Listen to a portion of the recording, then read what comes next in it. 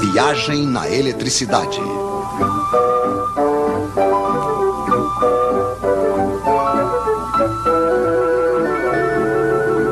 Os Três Mosqueteiros. Agora sabemos o que é a eletricidade. Entre dois fios, liga-se um gerador. Dentro de um dos fios, temos elétrons demais. Dentro do outro, falta. No outro lado dos fios, os elétrons passam através de um receptor desprendendo energia. Isso faz uma corrente de elétrons. É muito simples. Infelizmente, na prática, não vemos os elétrons. E se vocês quiserem se situar nos circuitos elétricos, precisam de um pouco mais de informação, é claro. Esses senhores vão nos ajudar. O gerador cria entre os dois fios uma diferença de potencial ou tensão. Isso é medido em volts. Obrigado, Sr. Volta. O gerador pode ser uma pilha, uma bateria de carro ou simplesmente uma tomada. O receptor pode ser uma lâmpada, um ferro de passar, um radiador elétrico, enfim, uma quantidade de aparelhos mais ou menos potentes. A potência se mede em watts, em quilowatts. Obrigado, Sr. Watts. Assim que o receptor é ligado ao gerador, uma corrente passa e não se precisa ser diplomado em eletricidade para compreender que se ligarmos uma lâmpada 2 vezes mais potente, vai passar uma corrente 2 vezes mais intensa. Isso supondo que a quantidade de volts não tenha mudado. A intensidade da corrente se mede em amperes. Poderíamos medi-la, é claro, mas não é necessário. Conhecemos a voltagem. Está escrito nas pilhas ou nos contadores.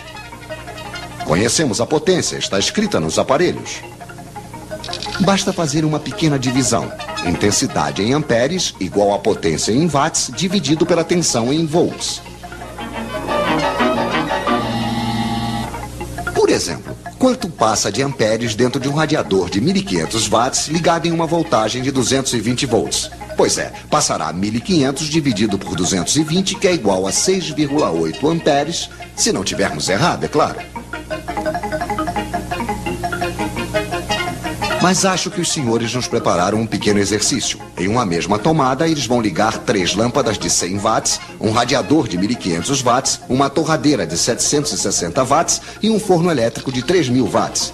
Problema: calculem a intensidade da corrente que vai passar na tomada. Bem, é muito simples. 100 mais 100 mais 100 mais 760 mais 1500 mais 3000. Potência total, 5560 watts. Dividido pela tensão 220, igual, senhores, igual a 25 amperes.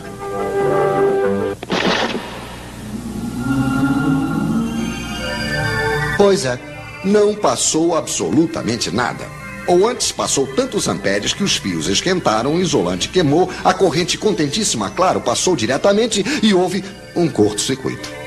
Os nossos senhores não conhecem o disjuntor. O nosso radiador esquenta por quê?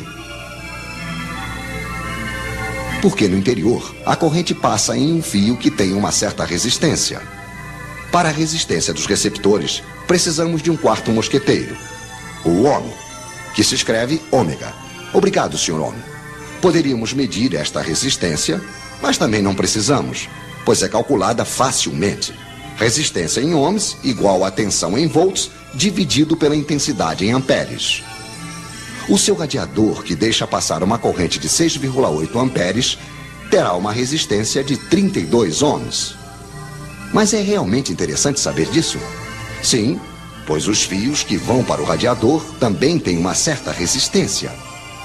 Se eles são finos demais, longos demais e estão em péssimo estado, terão a mesma resistência que o radiador e vão desprender o mesmo calor que este, o que será suficiente para fundir o isolante. Moral da história: fiquem atentos para não deixar passar amperes demais em seus fios. Então retenham os nomes dos seus 4 mosqueteiros: watt, ampere, ohm, volt.